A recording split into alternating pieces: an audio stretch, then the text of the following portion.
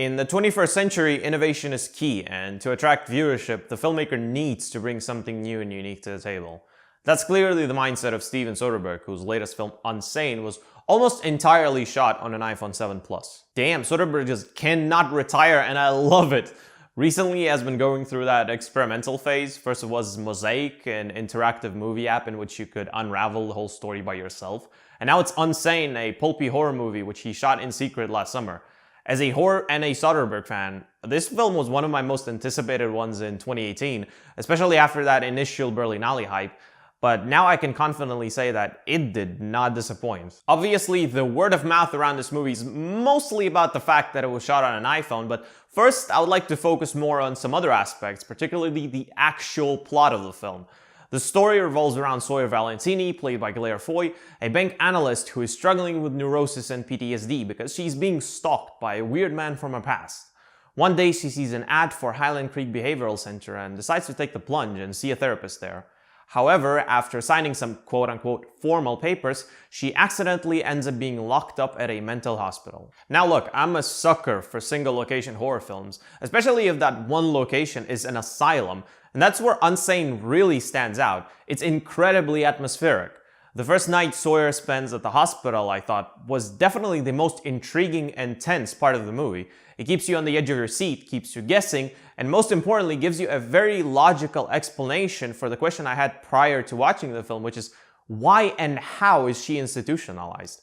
There are also a couple of very interesting interactions with other patients, especially Juno Temple's Violet, who's 100% insane and keeps calling Sawyer by the name Allison, and Jay Pharoah's Nate, who serves as that one glimmer of hope inside the hospital. Despite that, the movie's tone is surprisingly grim, and there's always that looming sense of uncertainty in the air. And this is actually where the iPhone part comes into play. The cinematography gives you that intimacy, sort of breaking the barrier between the film and the audience. And it isn't anything like fourth wall breaking in the general sense of word, but it definitely adds a lot of personality and amplifies the atmospheric experience. It also increases the sense of realism, especially given the fact that Soderbergh shot the film on location at Summit Park Hospital, a permanently closed care center in New York, and he barely used any soundtrack throughout the film. Ugh, that basement scene is going to haunt me for days. The biggest surprise of Unsane for me is undoubtedly the acting. Claire Foy is absolutely terrific here as Sawyer. You believe her, you feel for her, and most importantly, she really nailed that insane aspect of the character. What you're seeing on screen isn't just some typical horror final girl, but instead a very complex, broken character with clear personal traits, and Claire Foy truly embraced that. In some scenes, she can be this vulnerable, tragic, broken girl. In others, though, she is this very aggressive, violent patient who lashes out on everyone at the hospital.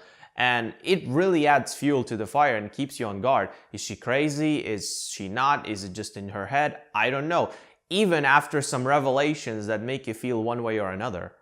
Oh, and it was also really nice to see Joshua Leonard as this extremely creepy villain here. If I were to fully dissect the plot, then of course I would find a ton of inconsistencies and plot holes, but that's not what truly matters here. The third act is definitely messy, and it doesn't really hold a candle to the rest of the film, but Soderbergh smartly and deliberately goes for that pulp feel, and at the end the film just fully embraces it and goes for that outrageous and maybe ridiculous ending. But it still gets the job done, the suspense is there, and it is certainly a much better ending than in most of the psychological horror thrillers that we see these days. However, the very ending of the film is just amazing. The final shot in the film leaves a very long-lasting impression. It's immensely satisfying. One technical nitpick I have is the color grading. I love Soderbergh's signature yellow filter, but here, obviously, due to the technical limitations of iPhone cinematography, he had to go around and experiment with lighting or contrast, but some scenes felt like they were either improperly lit while shooting or graded incorrectly in post. Minor flaw, but it might be a turnoff for some people. Unsane is one of the most inventive and effective horror movies in a long time, and that's not even taking into account the fact that it was shot on an iPhone. It really is a shame that this is why it will be remembered by many. Even though Tangerine did that 3 years ago, Soderbergh crafted a very unique and contemporary work which is very relevant to the current social climate. It absolutely can and should start conversations, but if the political and social message isn't really your kind of thing, you'll still find a lot to like here. I'm giving Unsane 4 out of 5 stars. Go see it seriously. Don't miss this one. It's a one-of-a-kind theatrical experience. So yeah, that's it for Unsane. I love the movie. I hope you do too. Thank you so much for watching this video. I know I'm being super late with these reviews. It's just that these past 2 weeks I didn't have a lot of time to do videos. So next week, hopefully I'm gonna get into the schedule, and now I am desperately trying to catch up. Thank you again so much for watching, and I'll see you next time. Bye.